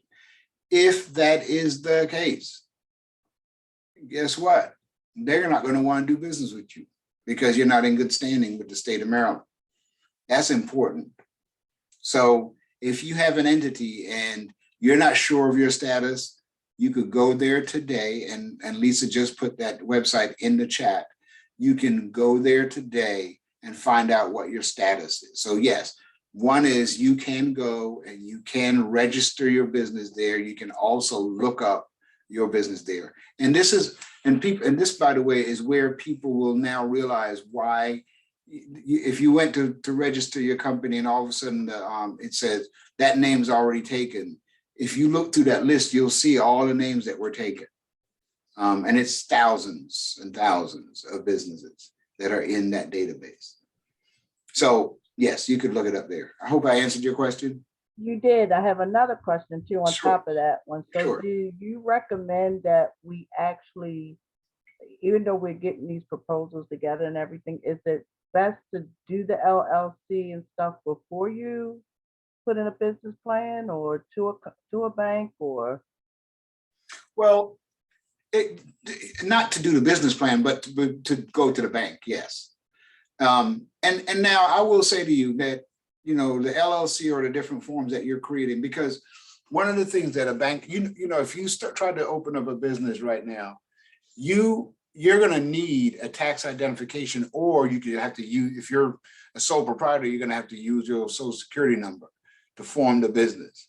A lot of banks don't like using your social security number, but they will use your tax identification number. Some people use their EIN number to go to a bank and open up an account. But if you're starting a business in the state of Maryland, I recommend that before you go and start registering things in the bank's name, I mean, in your business name, that you form the LLC. Now, the other thing is, there's another strategy also. So before you start your business, a lot of times you're going to have to buy stuff. You know, let's just say that you're starting a business and you're buying furniture, and you're going to buy a computer, and you want to register. I mean, you want to go and rent, you know, put down a deposit on some space, right? Let's say that you're that far along in the business. Well, if you just went and did it in your own name, wonderful, right? However, you're not going to get, you're going to have to jump through hoops to get the write-offs, because you're going to have to somehow transfer those assets over to the company for you to be able to do that. Whereas if you, let's just say that you set up a bank account, you start buying equipment, even if you put some money, you take some money, you took your own money, your savings, and you put $5,000 in this new business account that you just set up for your LLC that you formed. Now, what you have is a way to write off those items in the business name. So you get the tax benefit. The other thing that happens is you say, well, how am I going to get my money back? I'm putting my money in here. But you may also create what's called a note, right? And that note is where you actually are creating a loan to your own company. You're lending your business some money, and that you're going to be able to get a write-off on. And you are also going to be able to, at some point, the business is going to pay you back your money. So these are things that you should think about as you're building the business and as you're setting up your company, and why is a good strategy to go ahead and register that business early. All right, so I hope I answered, I think it's Jackie's question. And Jackie said she's gonna have to jump off. No, that's not Jackie, sorry. That's Diana. Diana, okay. Yeah. All right, so I hope that answered your question, Diana. Yes. Yeah. So what any other questions?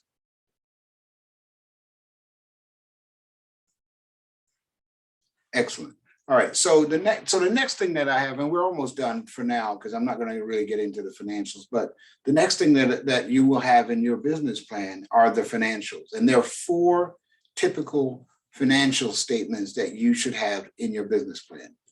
2 of them you will only need if you're already in business. And what I mean by that is a balance sheet and an income statement. Those 2 you can only produce if you're already got transactions going through your account, which means that you're already up and running and you're in business. If you're just a startup, the other 2 you'll need are your personal financial statement, which is your personal assets and liabilities, your house, your car, your jewelry, your furniture, your clothes, your personal assets, and then any liabilities that you have against those. What I mean by liabilities are any debt that you have against any of those liabilities. So if you have a house, that's an asset, but then you may have a mortgage, that's a liability. And the difference between the 2 is what equity that you have available. That means that if the house is worth $400,000, but your mortgage is only $100,000, you have a $300,000 equity in that home.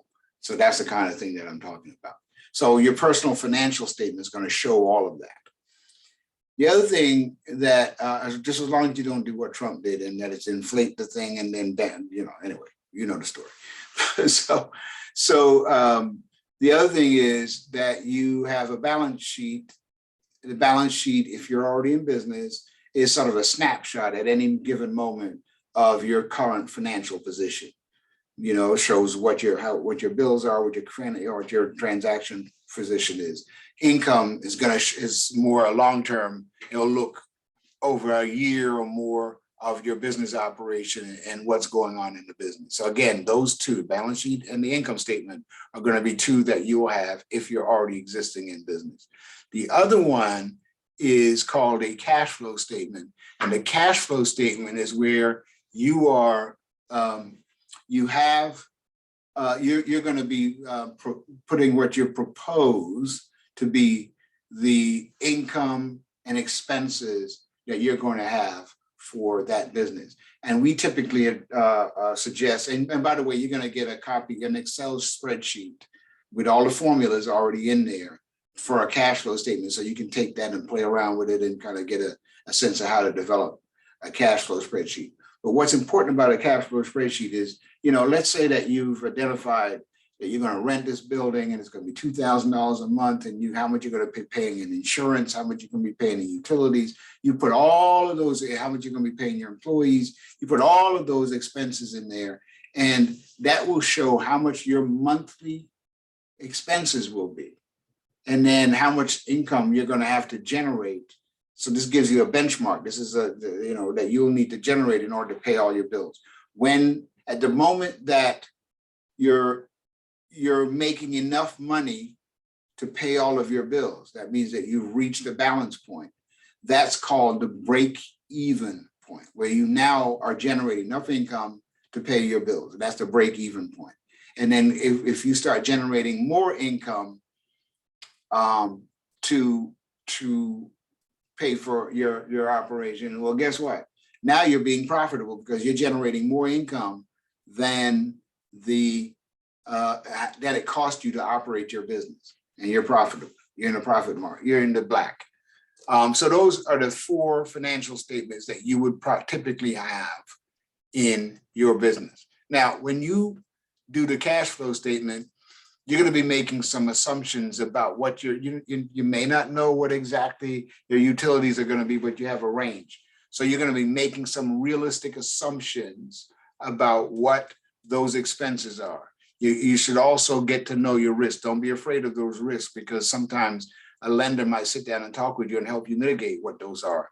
But they're going to know your risk because that's what they do. They are risk adverse and they want to protect the depositor's money. So they're going to look for, they're going to want to say yes to you, but they want to say yes intelligently.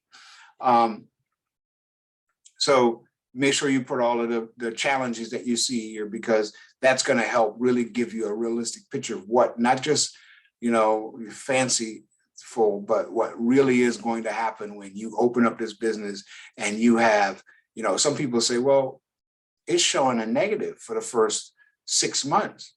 How am I going to overcome that? Well, that will mean that part of the money that you're borrowing is your working capital, right? That working capital helps you pay all your bills while you're growing your sales, because we hope that you've got enough money to continue to pay your employees, pay the rent, pay for your marketing, and all the things it takes to grow your business while you're growing your sales to reach that break-even point.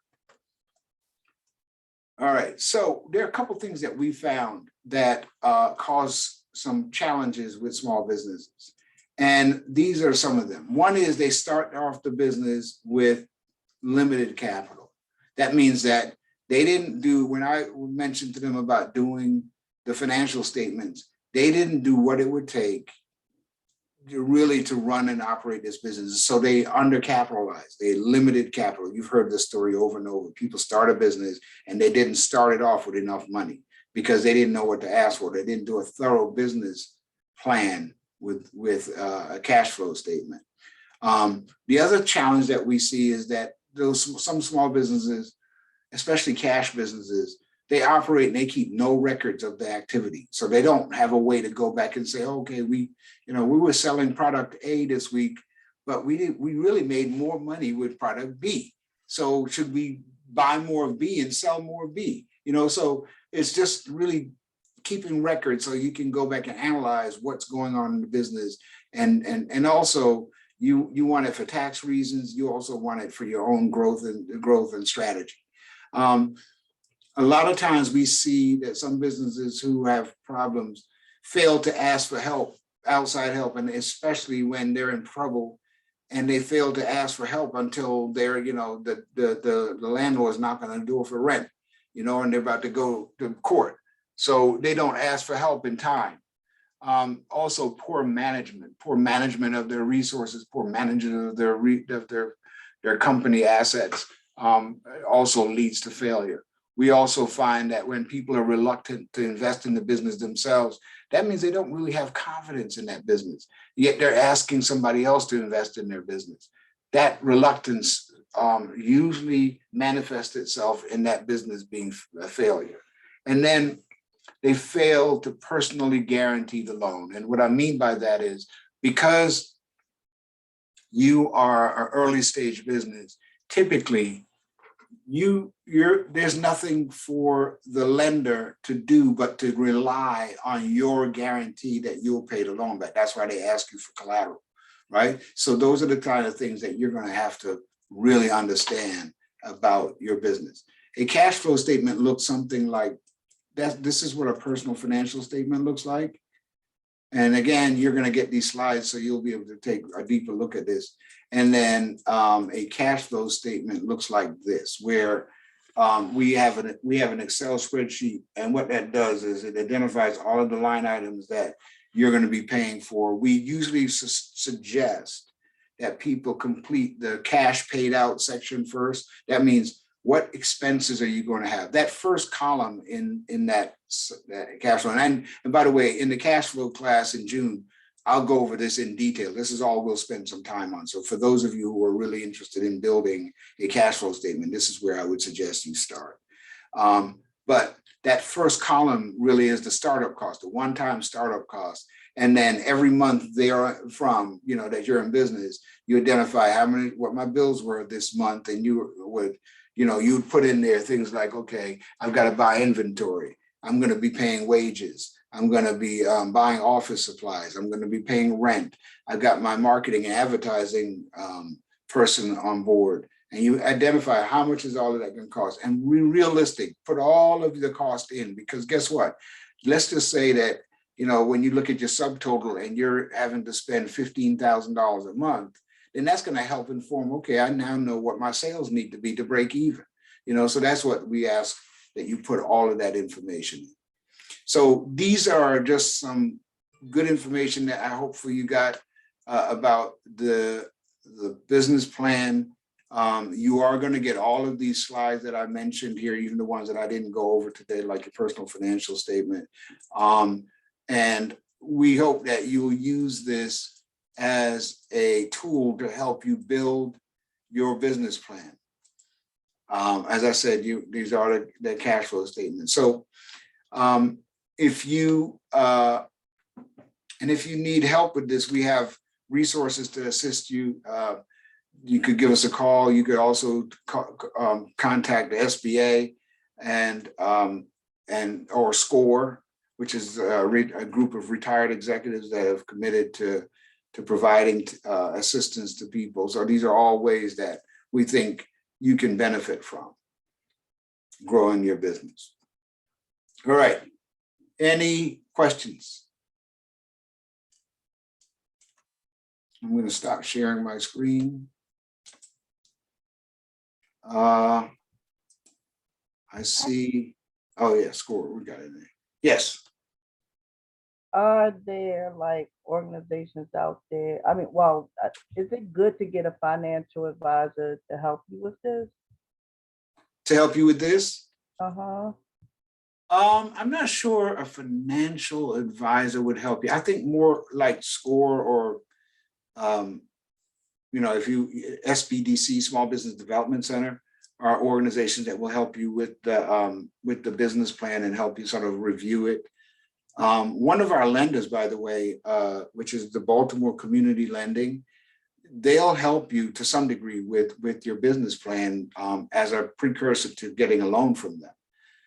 They do loans to startups up to $50,000. And if you're an existing business, they may do a loan for up to $150,000. But they will also insist that you work on your business plan, and they may even help you to do that, or suggest some outside resources like SCORE, like SBA, like the SBDC, Small Business Development Center, and my office to help you with the business plan. Okay, thank you. Any other questions?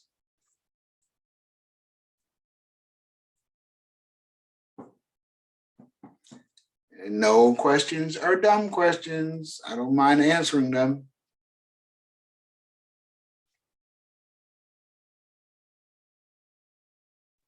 All right, so go ahead.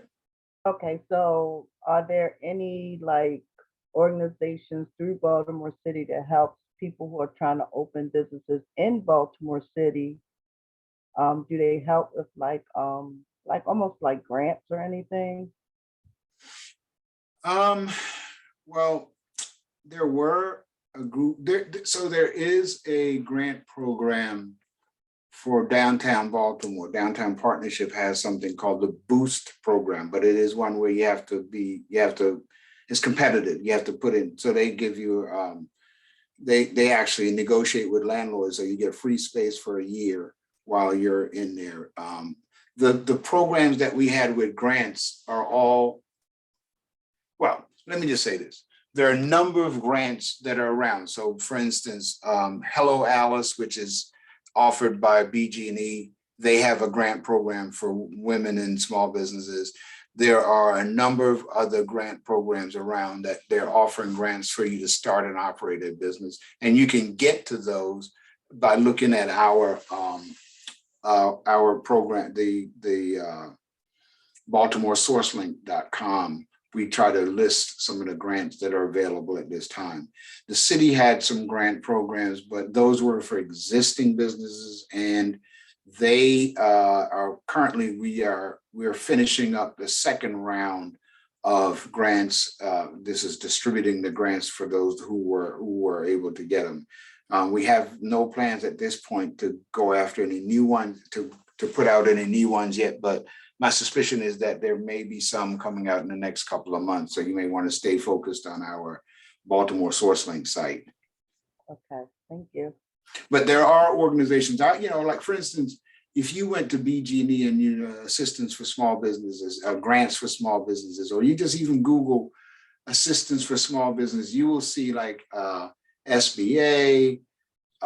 You'll see a number of organizations that are advertising grants that are out there that, it may be private organizations that are providing grants for small business. A year or two ago, I would have said no. I would just said no, because there weren't any grants. But now, since the pandemic, people have recognized that, what? To help the business community, we need to make sure that those grants are available. And they've done that in a number of ways.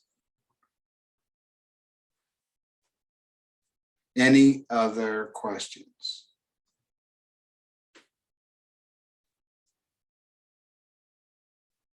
Well, hearing none, I appreciate all of you who were here today. And hopefully you were able to get some good information and good advice about. Yes, Lamont. I have a question. Yes. Upon completing the business plan, Your voice is fading. Sorry. I'm sorry. Upon completing the business plan, and like I have everything lined up with my attorney to like do my business and everything, how soon can you go about the process of registering with the state so I can move forward with the school board and with the car insurance company and with the attorney to contract all the agreements between everybody involved in my service fundraiser business? Okay, so you said a bunch of things there. Some of it sounds like it's very unique to your business, right? What kind of business do you have?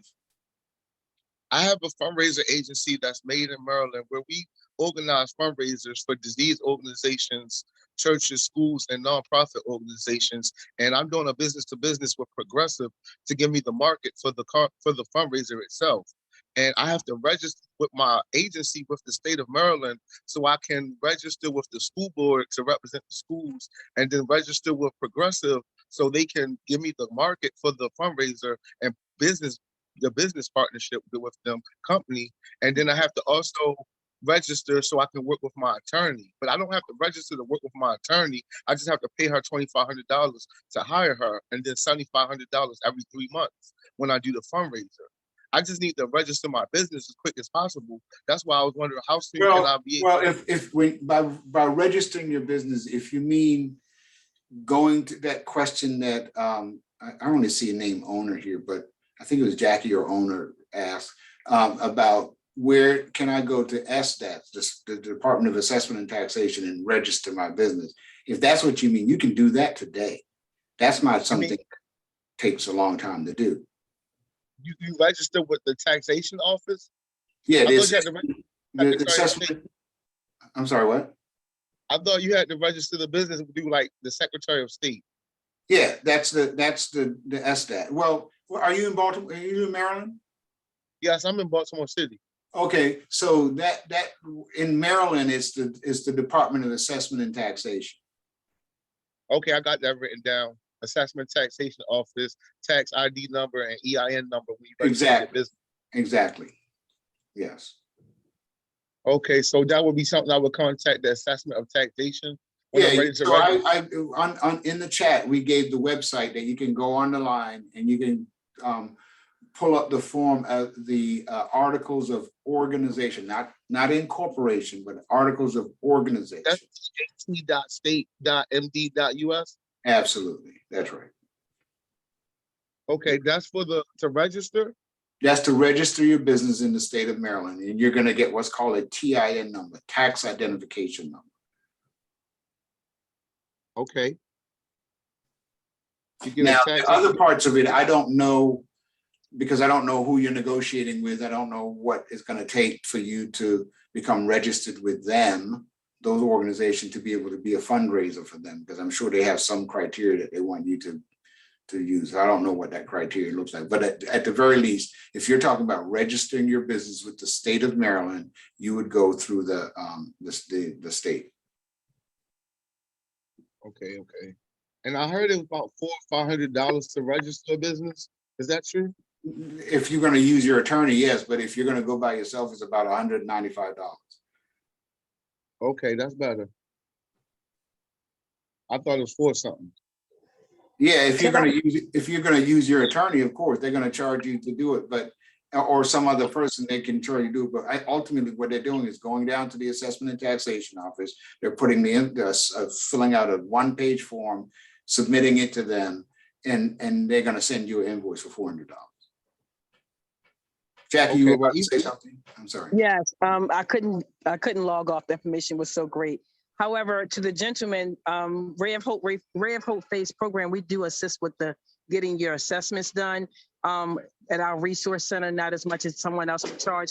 But is it any way possible we can get everybody's email so we can like reach out for different businesses that are on here and even trying to get started? Well, let me suggest this. If people are inclined to do so, they can Right. just put their contact information right in the Okay. chat. Because I Sounds good. don't want to presume that everybody wants to be contacted. Yes, yes. So if that be the case, I'll put mine as well, because Yeah. I mean, I think this is a good networking platform as well Yeah, for small businesses. Thank you so Yeah. much. sure. So Lamont, did we answer most of your questions? yeah, I believe so. It's with the taxation office, when I get to town, I'll go about registering the business. I have to make my business plan for my fundraiser itself because I have multiple businesses that I'm working on. To be short, I have 6, but I have leads on the first 4, and I got to do the business plan for all 6 businesses. I already did that, which includes my clothing line and my brand of household necessities that I sell, laundry hampers, trash cans, and dustpans. I have a brand of those that I'm crafting. I have a contract with them, and my clothing line is in development, but my fundraiser is first up. So this next business plan is strictly about the fundraiser business. Okay, good deal. Then once that's all done, I have a plan to have my clothing line finished by December for my first, my 21 hat collection that I want to drop, and then my clothing line 7. So you all know that Lamont's advertising, right? You all know he's going for it. I'm having fun with you, Lamont. I just trying to tell you, like, other than my 21 hats, I Yeah. sell umbrellas, I sell belts, and I sell house slippers, which I Got call house shoes. And it's all a Got part of 771, which is Got my it. business. And Just Loads and Just Trash is the laundry hampers, dustpans and trash cans. Got Just it. Loads is the hampers Got and it. the razor. So once I have a lead to get the laundry hamper going and the dustpans and trash cans through a design company in Pittsburgh called Davidson. Sounds like you're gonna be a very busy man. That's what I say. I'm trying to stay busy, but I got one business after All I will say to you is, don't get so busy that you don't have enough time to manage all of those businesses. You want to manage something to success. And I do believe in having multiple streams of income, but they all, I would say that they should be related and that you don't overwhelm yourself to the point where you're not able to manage and successfully drive one of them businesses to success. I'm not overwhelmed by my businesses. My first No. 3 businesses, they basically are one page for each other. They all go right behind each other. One is service, one is retail and product, and I got it. the other one is retail and product as well. But I got one it. is fashion, one is household. So they don't Great. budge for one page or anything. They all Right. fall right with one another. And I'm Good pretty deal. much managing these All of them. so I'm doing well. Good to hear that.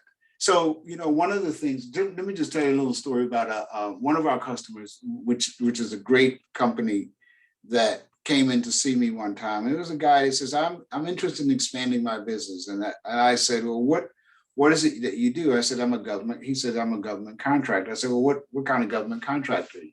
He said, I sell dress ties to the military. And that means that he has somebody who makes the dress ties based on the military specifications. And then he has the ties drop shipped to the military base where they do it. So I said, well, on average, how much money do you make a year doing that? And he said, I make $2.5 million a year doing just that, right? And so one of the things that and he wanted to expand to do other things. So we said, well, look at other parts of the uniform that you may want to focus on. He says, well, I'm interested in making the jackets. He didn't want to make the pants, just the jackets based on the specifications. So what I'm saying there is that sometimes it's not all of these other businesses that, you see a lot of folk doing that is really making the money. It might be a small aspect of a business. For instance, I heard a great story yesterday is that a young lady held a piece of paper with two-sided writing on it. And she said, when you look at this one piece of paper, you have to think about how many hands, different businesses touched this one piece of paper. And she said, and she showed the ink. Somebody made the paper, somebody cut the paper, somebody distributed the paper. All of those aspects, even though it's not, you don't see the, all you see is a fancy printed piece of paper, but all of the other people that touched it got paid also. So, sometimes it's not always this piece of the thing that you're looking at that's actually generating revenue, but it may be all of the other things. So some of the times when you're looking at business opportunities, look at what are all the hands that had to touch it, and where might there be opportunities for my business. So anyway, I want to thank you all for attending. I hope I was able to give some good information that you could use.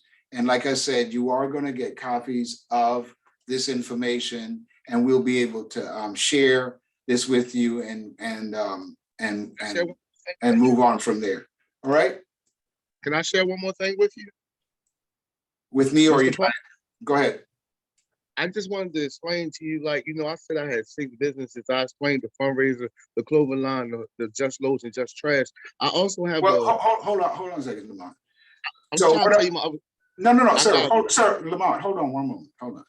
So everybody, I really appreciate you coming on. Lamont, I'm going to stay on with you and whoever else want to stay on, but I want to thank everybody, and hopefully you'll come to our other class for the business plan, for the cash flow plan on the June 17th. So thank you all very much. All right. So you everybody else, if you all want to drop off, or I really appreciate you coming on. And Lamont, go ahead.